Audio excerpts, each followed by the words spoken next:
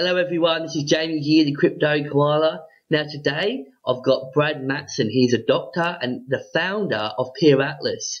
Now we've got our Christmas trees up because Christmas is coming up, guys. We're in the festive mood. So yeah, the Christmas holidays are much upon us. So yeah, Brad, tell us all about Peeratlas and tell us a bit about yourself, mate. First of all, thank you. This is the first YouTube interview that I've done, and I've been hoping to do a few more.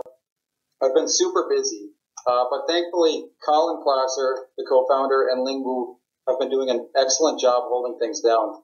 Colin has done probably 3 or 4 YouTube interviews now, and he's been traveling to San Francisco and Tokyo. And Tyler from Chico Crypto has gone to San Francisco and Tokyo to the NEO conferences and live streamed those. So thanks to Tyler from Chico Crypto. Thanks to Blockchain Brad. He's been very helpful to us as well. And I hope to do YouTube interviews with both of those guys soon. So I'll tell you a little bit about myself. Sure. I am currently working as a radiologist. I'm a board certified radiologist. I work at Bay State Medical Center in Springfield, Massachusetts. And I did my medical training, medical school at Michigan State University. I'm originally from Michigan, and I have known Colin, the co-founder, for probably 25 years. We went to middle school together. And Ling Wu, we've known since 2007, and both Colin and Ling have been on the project since it started. So they've been on the project since 2011. And the way this project got started, I was a third-year medical student, and a physician that I was training with asked me to go home and research the complications and side effects of a medication called metformin. And metformin is something that's used to treat diabetes. And so I did. I went home and I looked on the internet. I was trying to find the best information I could find, and that turned out to be on Wikipedia, surprisingly. And the problem is that Wikipedia is excellent, and they are role models to us in many ways. In spirit, we are the same as Wikipedia. Peeratlas is not a wiki, but we are the same in spirit as Wikipedia. The problem with Wikipedia is that the information on Wikipedia is not high quality enough. So you can't use this information to make management decisions or treatment decisions for your patients. And anyone who works in the medical business knows this. And so I'm sitting there and I'm trying to research these at home, the complications and side effects of of metformin. And I really can't, because all that information is kept on websites that charge high subscription fees. And it's hard for me to say anything bad about these websites because the quality of the material that they provide is excellent, and a lot of my medical education has come from these websites. So I don't want to talk badly about those companies, but we felt that it was possible to make high-quality medical information free. And so that's how the project got started. And to me, when I first started the project, I was thinking, this is going to be a lot of work. Anything in the medical industry is hard. It's going to be slow and steady wins the race. We're going to have to keep on this for a long time. But it was like there was this external force that was causing me to keep working on it, because I knew that it was a matter of time before it would happen. It's going to happen. It has to happen. Medical information should be free. So that's sort of the message that we're trying to get across. And when it is free, it's going to help people in every corner of the world. And it's going to lower costs everyone knows that healthcare is extremely expensive. And so we're trying to lower costs, make high quality healthcare more accessible to every corner of the world. And so we've been working on the project since 2011. It's going well. And that's sort of, we're here today. And in the beginning, it was like, every day after work, I would go home. I didn't know how to code. I would go home. I would learn how to code. You make one discovery every single night. You go to sleep at 2 in the morning, wake up tired, you go back to work. And then you go home and you sleep for an hour after work, and then you get up and you code till 2 in the morning again. Because there's something that's causing you to keep working on it. Yeah.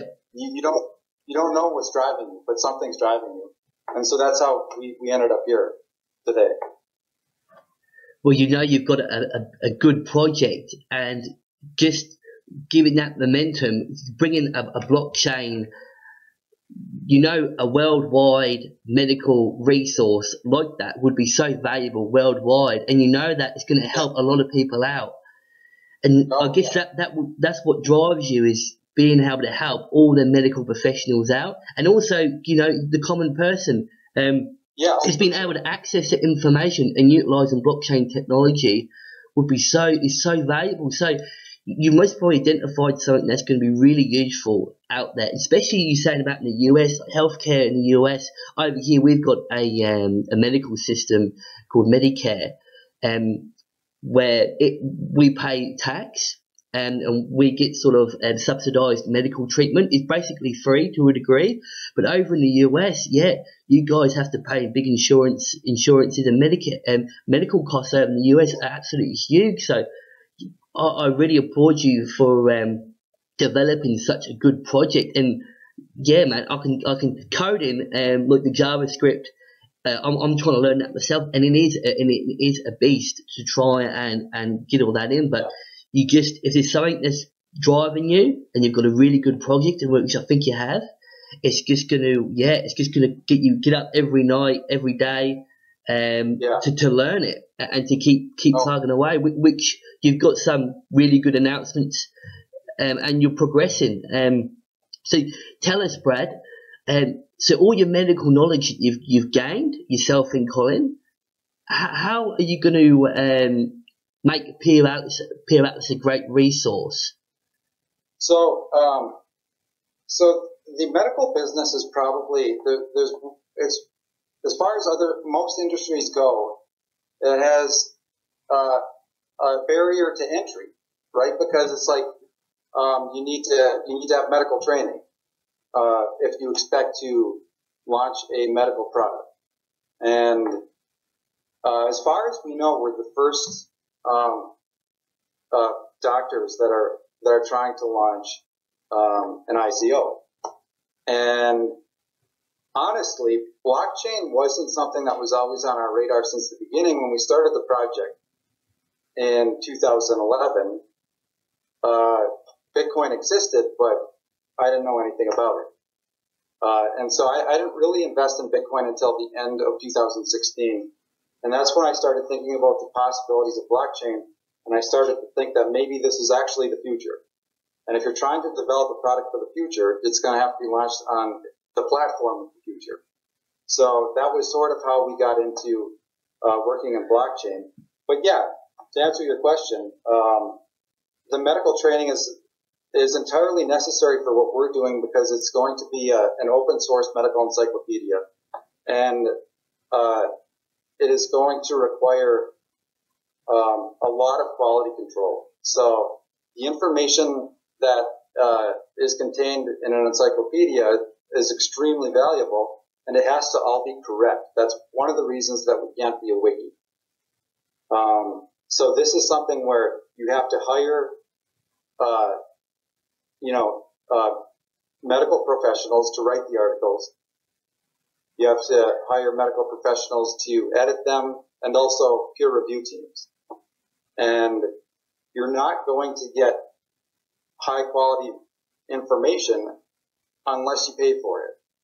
And we had to have an engine.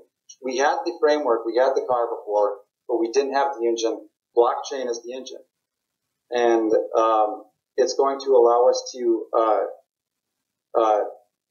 support through CME, continuing medical education credits.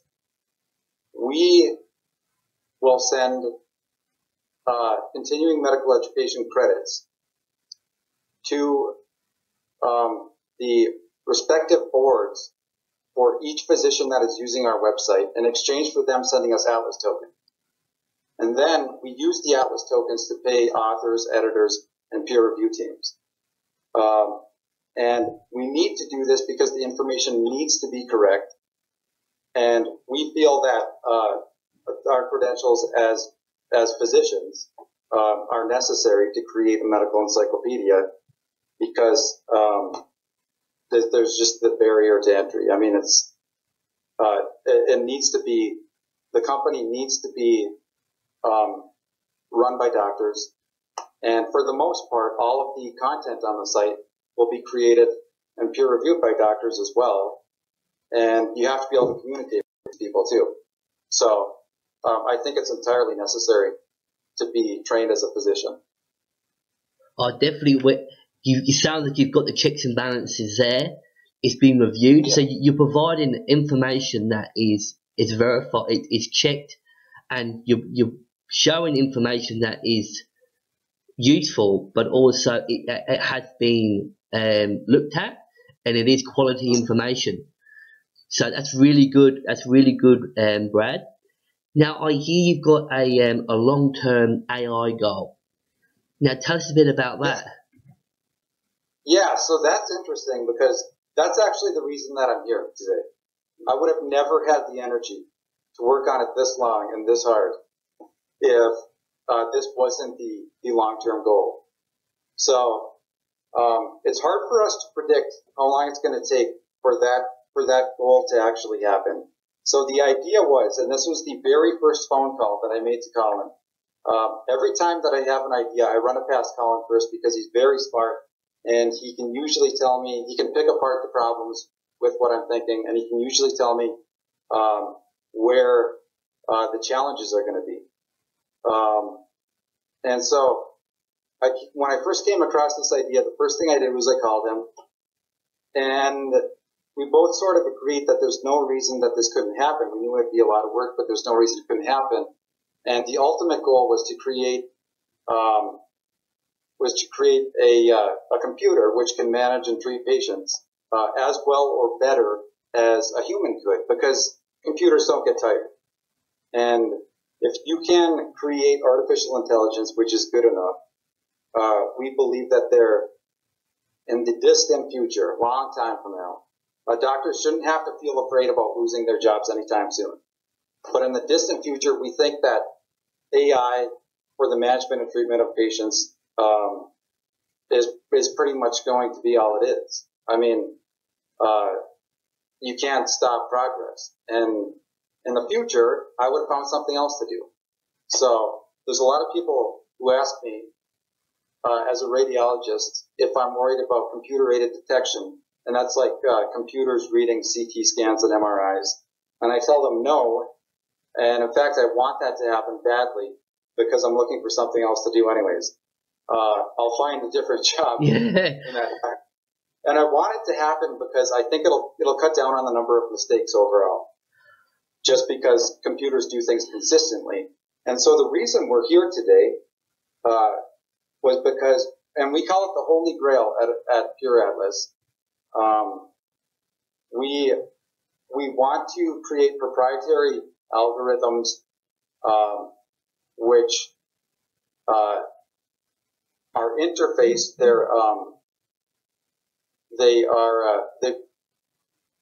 One of our first goal is to create the medical encyclopedia. The second goal is to integrate the Peeratlas medical library with electronic medical records, and that facilitates the collection of anonymous patient data from electronic medical record systems. And what this does is you're collecting data in real time, and you're treating patients based off of algorithms, proprietary algorithms that Peeratlas has created. And you can find out which treatments are working for which populations and subpopulations of people. So you're running basically a live clinical trial. And that was like the inspiration to start the whole project. And that's why we're here today. So that's the long-term goal. Well, AI, you're hearing about AI, a lot of money is going into AI research. And it sounds like it's going to be the future, and it's getting developed by a lot of people at the moment. And just the fact that you've got that as a long-term goal and you factored that in, I think that you're really looking into the future, and I can understand how you can cut down on the mistakes by having a computer system, because there's human error involved. There's also, computers are not perfect, but they're logical, and when it comes to a reliable research, having an AI, it sort of takes that, or like doctors are worried about getting sued, or the medical industry is worried about getting sued. But with a computer, you've got more of a trust there, and because it's a computer system, it's an AI. So yeah, no, that's really good, Brad. Well, here's what's going to happen. It's going to be like, it's not like computers are going to replace doctors, at least not right away. It's going to be that they're part of the decision-making process. They help to prevent mistakes. And so obviously there will be a human position there who's checking the work of the computer to make sure that it's correct. And we just think that it'd be very helpful to cut down on mistakes. Oh yeah, definitely. Look, it's more like just enhances. It contributes to like the human element, and so your doctors, it just gives them a tool, a resource to give them a hand. So you've got a ICO marketing firm that's going to help you guys out. Could you tell us a bit more about that? Because just talk about your ICO and how people can, because that's some really big news about, you've got some upcoming announcements with your ICO. So yeah, tell us about this new marketing firm there, Brad. So we've talked with a couple of different marketing firms, and this is just in the past few days, because we finally reached the point in our project where we need to begin professional marketing. Up to this point, we wanted to sort of have organic growth of the community. We wanted to develop a very strong core community in our Telegram. And thank you guys for Telegram. I love doing those quizzes every day, and I hope that you learned something from them. And you guys have been very helpful. There's the 8 or 9 Telegram members that have been helping me give the quizzes, so those guys have been super helpful to the project, and we really can't do it without them. So we wanted to have a strong core community at first, because this is going to make or break the project. Those guys are going to make or break the project, our Telegram community. And so we need to establish trust with those people first. And we felt that that was necessary before we recruited the help of a professional marketing firm. And so now we're talking with 3 different professional marketing firms, and within the next week we'll probably sign a contract with one of the 3. And I think we know who we're going to sign a contract with already. But I spoke with Colin about this, and he doesn't want me to throw out any names yet. Yeah, no worries yet. So I'm going to hold off on telling you who that is. But they've been involved with the launch of several successful ICOs, including like Dash and Centra and Substratum. So there's that, but we're not really worried about.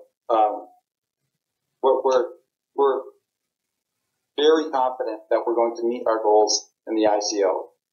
But in the beginning, we just wanted to establish trust with a small Telegram group first. And so that's sort of, and we also had to develop a new website, which we'll be releasing hopefully by New Year's Eve. That was going to be my Christmas gift to the community, was the release of a new website. And so that explains the tree here. Oh, yeah. I wanted to be festive, and I wanted to release something for the community by Christmas, and I think that's going to be our new website, which has the token metrics and the details of the ICO, all the important dates, private presale, public presale, and the crowd sale. So, and we would like to introduce, after we talk to these marketing firms and we sign a contract, we would like to introduce some type of reward system to the community where they can spread the word of the project, and they can receive a bonus in the ICO, depending on which tier they fall into. Sure. But we don't know the details of that exactly yet. But we just want to get the community involved as much as we can. Yeah. So a bit like an airdrop, you could say, for say people that invest in Atlas, gives us an idea. Yeah. Airdrops are. I've seen a lot of people doing airdrops. Colin so he is very concerned about the value of the Atlas token, and I don't know if he's a big fan of airdrop. Okay. So what he's trying to make sure for all the investors is that this token, the Atlas token, if you hold the Atlas token, you're going to want to make sure you hold on to it because the value is going to go through the roof because it's going to be a tight supply. And we're going to have if you look at our token metrics, which we're going to release, I think it's very favorable for the community. And the community holds a large percentage of the Atlas token in comparison to the rest. So, and we want it to be as much as possible a community-led project. So, but yeah, the airdrops, I don't know if Colin's a big fan of those or not. So he's sort of the expert on the token metrics. Yeah, no, I have noticed on the token metrics there on the paper, something that's really caught my eye is that for every buyer, you're going to award them a small amount of gas as a favour of goodwill. So anyone that buys the Atlas token, you're going to award them a small amount of gas. So that's a really good incentive, and it just covers the transaction fees, and it's a really good goodwill gesture. So as a NEP5 token, powered by Neil, to transact Atlas, you need a small amount of gas. And we want to make sure that people, when they receive their Atlas, they don't have to worry about going out and buying gas to transact the stuff. So we wanted to just include that with the purchase. And we know it's not much, it's just a small amount, but it should cover the transaction fees. And it's just a gesture of goodwill mostly. It's not that big of a deal, you know. So there was some confusion from the community about that this small amount of gas that was listed in the token method paper was going to be included with every single Atlas, but that's not true. It's with the overall purchase. Oh yeah. So you just get a tiny amount of gas as a gesture of goodwill. Okay, that sounds good.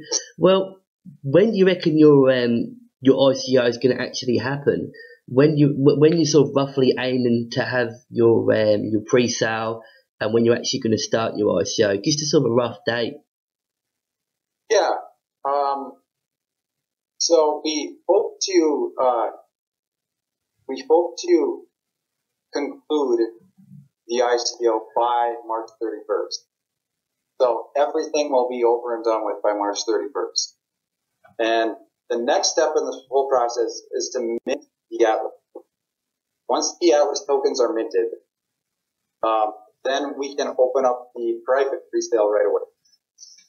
And then after the private presale, and that would probably be in January, after the private presale, there would be a public presale. And in the meantime, all of this is the marketing firms would like 3 months to properly market an IPO.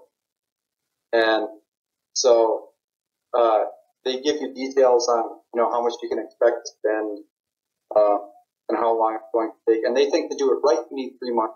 And so we're thinking January, February, March, 3 months. And then the token sale may finish before March 31st if it's very popular and a lot of people buy it right away. But it will run till the 31st if necessary of March. And so to answer your question, pre-sale January, and probably, so private pre-sale January, maybe public pre-sale beginning of February, crowd sale somewhere near the end of February and March, and then completely finished with by March 31st. Okay, yeah, sounds good. So all the information, the ICO information, will be down below, guys, if you want to check that out, because I know Colin and Brad, they're always on Telegram, so yeah, they'll be able to keep you updated with the as they come up, with the dates and any details in relation to the ICO. So, Brad, how can investors buy your Atlas tokens, mate? So any of the experienced investors are probably not going to have a problem with this. We're only accepting NEO, and we think that we're not going to have a problem meeting our goals only accepting NEO, especially with the help of professional marketing. And NEO has a very strong community, and that's the main reason we chose to launch on NEO. And we have been investors in NEO since May, and it was still Ant shares at that time, and we've just always liked NEO. And so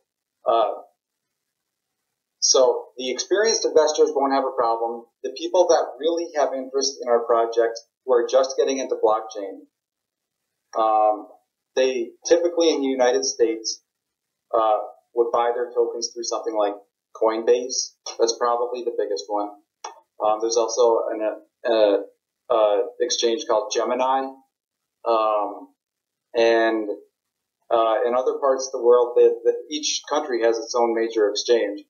But usually the way it works is you have to buy Bitcoin, or Ethereum, or Litecoin, one of those three coins, and you have to move it from the exchange where you bought it to something like Bittrex or Binance, and you need to any of the exchanges that list NEO, and you need to, with the Bitcoin, buy the NEO, and then once you hold the NEO token, you can invest in our ICO, and in exchange for NEO, we send Atlas tokens. So I can understand, because I got into this in December. It's easy now, but when you're first starting, it's a little bit confusing. Oh yeah. And I'm pretty technically savvy, so it's like I don't have a problem with computers. But even for me, it took a little bit to get used to. And so that's the challenge for new investors that are just getting into blockchain, is if they're going to have the energy to figure out how to actually buy the NEO to invest into our project.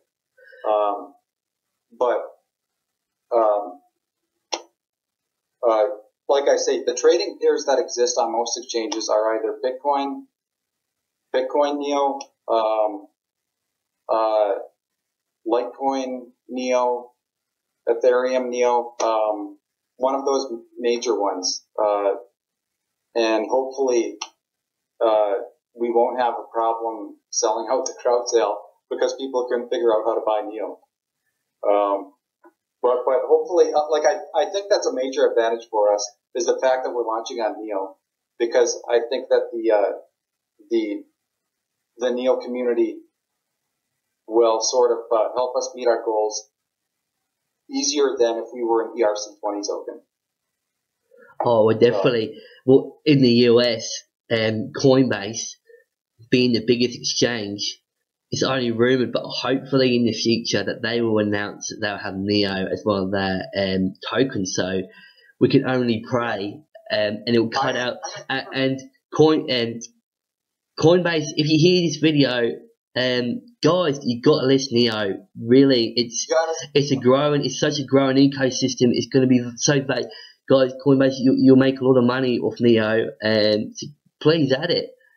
Because it'll cut out that it'll be so easy to just go on Coinbase and to buy NEO straight, to go to Bittrex to buy BT, and in that in itself, once you get used to it, it's not once you've gone past that stage and you've learned it. But I was the same when I was a new investor. It's quite a daunting process. If I wanted a specific coin or token, I had to go through one or two exchanges, so to buy BTC and then go on to something like Bittrex to buy a particular one. So, yeah, guys, once you've gone through that stage, but this gives hope, this gives pray that Coinbase will list NEO in the future. I know, and I've heard that Coinbase is going to list some new coin. but obviously they haven't really given any leads on what they're planning on listing. But I think that Neo is if not the best overall blockchain, one of the top.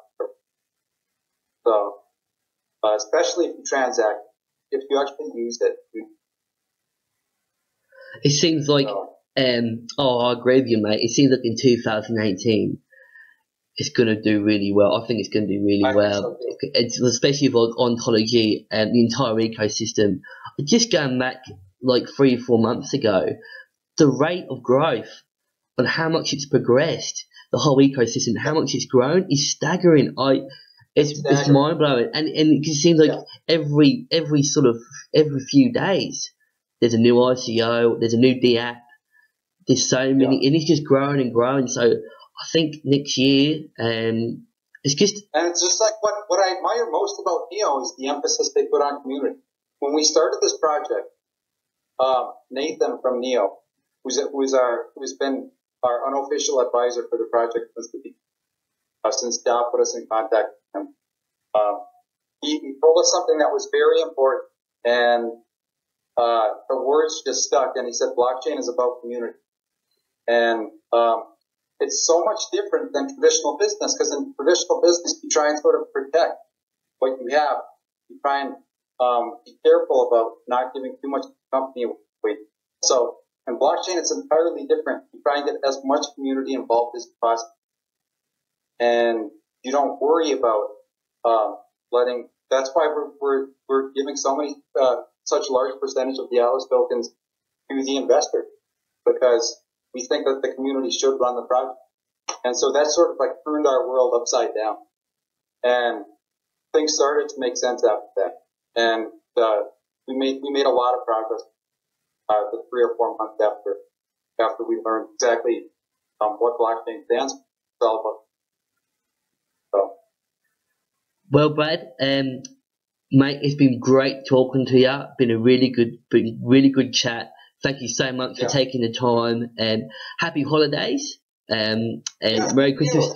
And guys, down below, I'll put a link to Peeratlas's Telegram group, as I mentioned earlier on. They will give you updates. Look out for Brad's quizzes, and put some brilliant quizzes up there. And if you want to get yourself some gas, I love looking at the quizzes. Some brilliant quizzes there, mate. Yeah, we hope that it's helpful to the community. Like, I'm trying to get people to read the white paper a little bit and sort of teach them about the medical industry. And I'm learning a lot too, actually, as I do it. So it's helpful to me too. I really like doing those. Well, okay, mate. Well, enjoy the rest of your weekend, and I'll see you later. Yep, same to you. See you later, mate. Bye. Bye.